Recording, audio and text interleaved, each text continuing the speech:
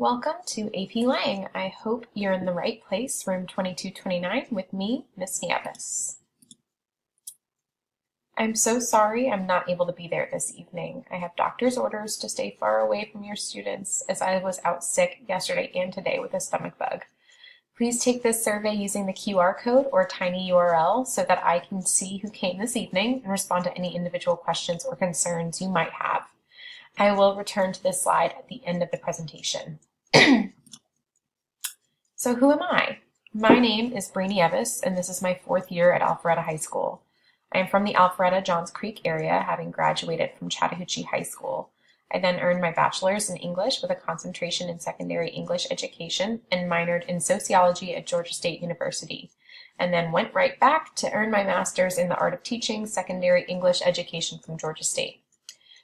Around the school, I also co-coach varsity sideline cheer and advise the AHS newspaper, The Hook. My teaching philosophy centers around preparing students for the real world. Students won't always be in a literature or writing classroom. They'll have to prepare business proposals, write college essays for various disciplines, compose cover letters to persuade employers that they are the best candidate, and debate major issues of the day. So with this in mind, I work to develop lessons and activities and assignments that help develop the skills students will need in college, career, and beyond. So what is AP Lang? AP Lang is the convergence of 2 courses. First, it is the College Board AP English Language course that focuses on rhetoric, analyzing texts and arguments, crafting arguments, and academic writing skills. Second, it is the Georgia Standards of Excellence course for American literature that focuses on literary analysis, creative and narrative writing, and reading comprehension. Both courses have their own exam that assess students' skills in each curriculum. The AP exam and the end of course or EOC exam. Both are taken at the end of the year. So at the end of the day, your AP Lang student is taking 2 English courses in 1 year by being in this course. As such, we do a lot of reading and writing to ensure students are successful in both regards. This is not a content-based course. There are no required texts. It is a skills-driven course. Because this is a skills-based course, students must develop real-world skills.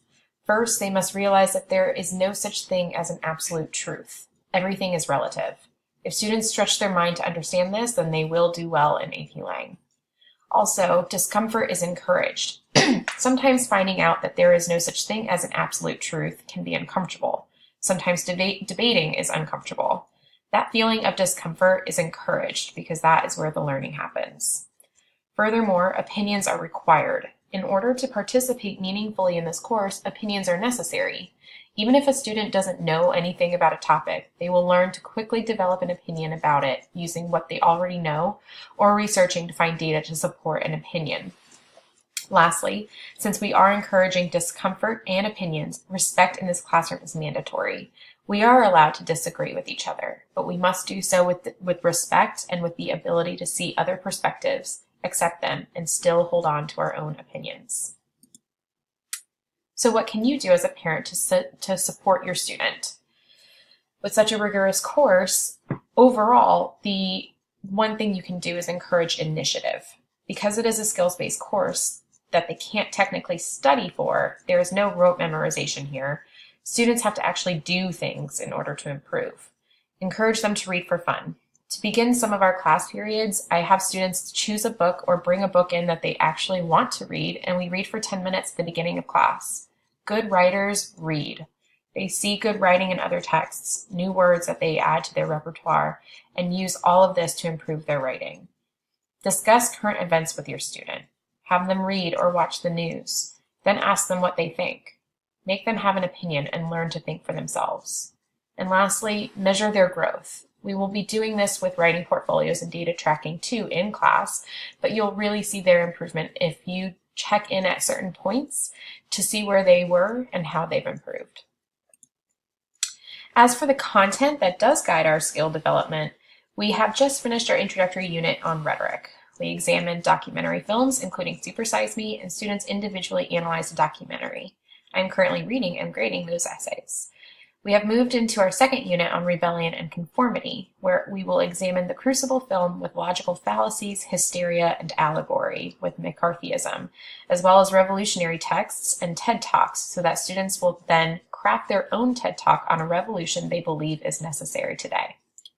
Then we will move into Unit 3, where we examine individualism and identity and inner struggles through the reading of Ethan Frome by Edith Wharton and Into the Wild by Jon Krakauer, as well as other transcendental texts.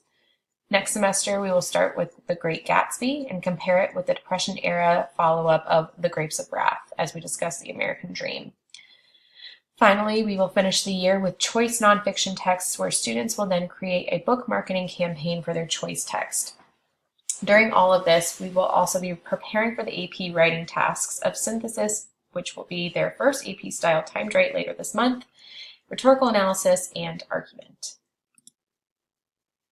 These policies here can all be found in the course syllabus. Students know that minor assessments are not accepted late and that major assessments are penalized 20% per day. If students are absent, they should check Plan Book first and then arrange any makeup work with me.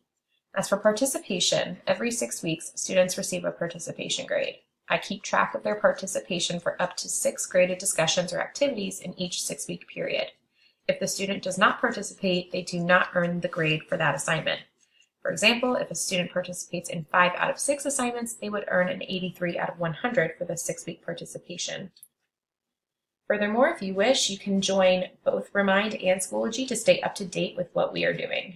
Text at Nieves Lang to 81010 for Remind text messages, and email me with your student's name if you would like the parent access code for Schoology, our online learning platform. Some important dates that you and your student should be aware of. The PSAT is on October 10th. The AP Lang exam will be May 15th at 8 a.m. This is a grueling exam. They have an hour for the multiple choice section and 2 hours and 15 minutes to then write 3 essays. We prepare for these all year long.